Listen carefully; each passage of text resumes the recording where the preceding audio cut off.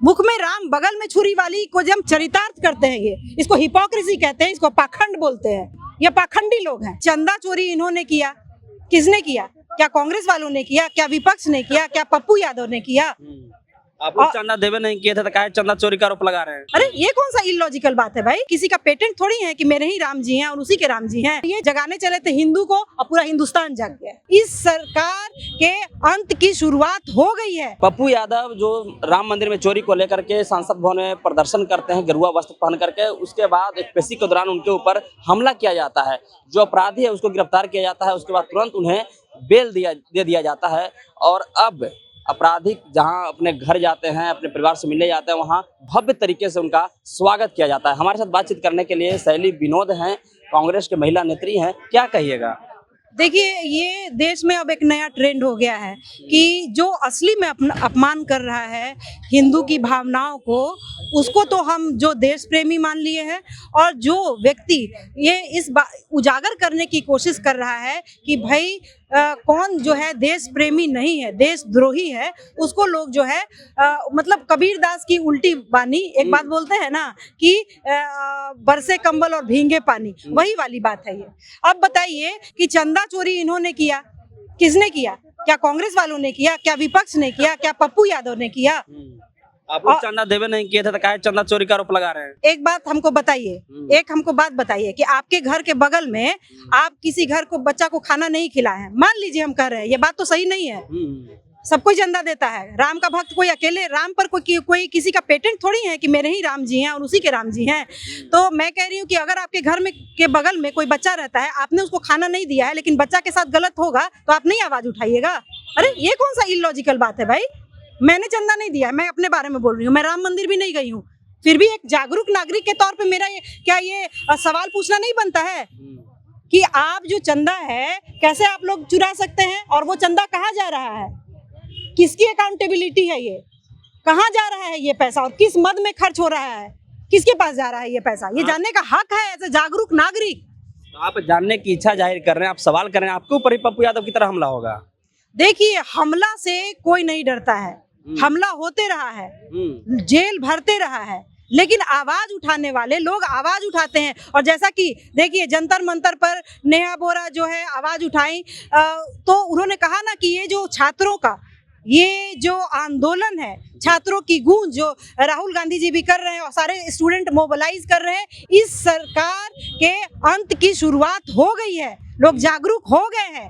देख लीजिए प्रयागराज में जिस तरीके से भीड़ इकट्ठी हुई है, इतनी भीड़ हुई है जिसका कोई हिसाब नहीं है, और लोग खुद घर से निकल करके आ रहे हैं। क्या दिखाता है ये? कि लोग आक्रोशित हैं, नाराज हैं, और आप दमन नहीं कर सकते। जितना दमन करिएगा उतना ही जो है वो आवाज उठेगी और मुखर होकर के उठेगी।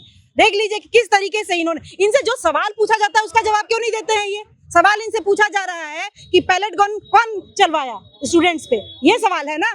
और दूसरा सवाल, लाठी जो कील लगी हुई लाठी जो है वो क्यों, किसने स्टूडेंट पे मरवाया, कौन अकाउंटेबल है? उसके लिए शिक्षा मंत्री नहीं है अकाउंटेबल, उसके लिए गृह मंत्री है। देखिए झारखंड में भी हुआ प्रोटेस्ट, तो क्या हुआ, सरकार ने कैसे उसको हैंडल किया? पैलेट गन चलाने लग गई, लाठी चलाने लग गई? नहीं ना। तो हम कहने का मतलब है कि ये सरकार जो है ये अनअकाउंटेबल सरकार है, जो जवाबदेही नहीं लेती है, समझ रहे हैं? लाठी और गोलियों की सरकार है, और इस सरकार का जाना जो है एकदम निश्चित हो गया है।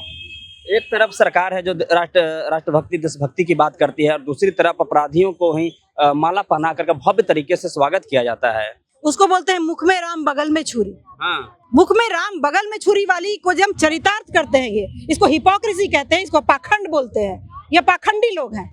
और राम नाम का जो जितना जो गलत इस्तेमाल है भारतीय जनता पार्टी ने किया है। अरे हम लोग जो है एक सेकुलर शब्द को इन्होंने गाली बना दिया। एक हम लोग सेकुलर डेमोक्रेटिक कंट्री हैं, समझ रहे हैं? तो ये एक सेकुलर डेमोक्रेटिक कंट्री को आप क्या बनाना चाह रहे हो, धार्मिक कंट्री? तो मैं आपको ये भी बता देती हूँ कि इतिहास ये बताता है कि कोई भी कंट्री जो धार्मिक होता है वो काम से जाता है, वो प्रैक्टिकल है ही नहीं। व्यवहारिक बात मैं आपसे कर रही हूँ, ये व्यवहारिक बात है कि कोई भी कंट्री जो अनडेमोक्रेटिक होता है, जो सेकुलरिटी से हटता है, सेकुलरिज्म से, वो जो है वो चला जाता है। जैसे कि पाकिस्तान, आप समझ रहे हैं?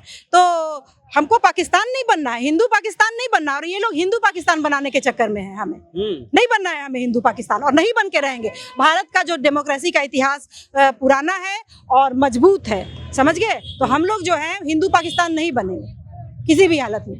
जो कर ले, मारना है, पीटना है, जो करना है, जो षड्यंत्र करना है कर ले। और ये जगाने चले थे हिंदू को, और पूरा हिंदुस्तान जग गया। नेहा बोरा जो छात्र नेत्री हैं, उनके ऊपर झारखंड में हमला किया गया है, स्याही फेंका गया है। क्या महिलाओं को इस तरह से लड़ने वाली महिलाओं का अपमान किया जाएगा? देखिए, जब जब महिलाओं के ऊपर और जो है क्रांतिकारियों के ऊपर स्याही फेंका गया है, उस स्याही को लेकर के महिलाओं ने, क्रांतिकारियों ने इतिहास लिखा है। मैं यही कहूंगी।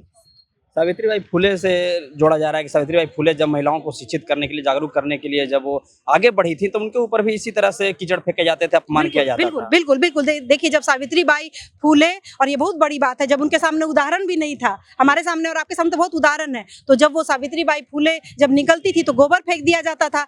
लेकिन मैं ये बता रही हूँ कि ऐसे गोबर से, ऐसे कीचड़ से हम जैसी महिलाएं, क्रांतिकारी महिलाएं और साफ होती हैं, और साफ हो करके जो है समाज को आईना दिखाती। क्या आप लोग नहीं डरेंगे? अरे, और जब हमारे जो राहुल गांधी जी हैं वो नहीं डरते हैं, तो फिर हम लोग कैसे डरेंगे? कल उनका प्रयागराज में कार्यक्रम था, कहा जा रहा है कि पैसा पर भीड़ लाया गया था। तो अगर पैसा पर भीड़ लाया गया था तो ये भी ले आए। देखिए, जब ये देहरादून में गए राहुल गांधी जी, तो इन्होंने उस कार्यक्रम को विफल करने के लिए एक जो पैरेलल में उसी समय में सिंगर को बुला लिया, ठीक है ना। लेकिन जो है क्या हुआ, बहुत मैसिव हिट हुआ, नहीं कोई गया सिंगर के पास। मतलब वहां पर भी गया, लेकिन यहाँ मैसिव, तो ऑर्गेनिक भीड़ हो रही है, कोई लाई हुई भीड़ नहीं है। ये सब बस नैरेटिव सेट करने की बात है। क्या भाजपा की उल्टी गिनती शुरू हो गई है इस छात्र आंदोलन के बाद से? उल्टी गिनती शुरू हो गई है। जिस तरीके से बांकीपुर में चुनाव हारे हैं, ये उल्टी गिनती का ही परिणाम है। मेरी जो फैमिली है, आधी से ज्यादा फैमिली भाजपा की समर्थक थी, उन्होंने प्रशांत किशोर को दिया और किसको दिया, जो बड़ी कट्टर फैमिली थी भाजपा समर्थक। तो हवा तो बदल रही है जी। आपके परिवार के लोग प्रशांत किशोर को वोट कर रहे हैं, बीजेपी को वोट कर रहे हैं? मतलब मेरी इमीडिएट फैमिली नहीं, मतलब एक्सटेंडेड फैमिली वगैरह जो है, तो वो तो करती रही, लेकिन प्रशांत किशोर को इस बार उन्होंने वोट किया, इनको रिजेक्ट किया, तो हवा तो बदली है ना। ये है। तो चलिए, हमारे साथ बातचीत करने के लिए शैली विनोद है। ये साफ कह रही है कि भाजपा की उल्टी गिनती, ये छात्र जो आंदोलन हुआ है इसके बाद से शुरू हो गई है। बाकी इस वीडियो को देखने के बाद आप क्या सोचते हैं, कमेंट बॉक्स में अपनी प्रतिक्रिया दें।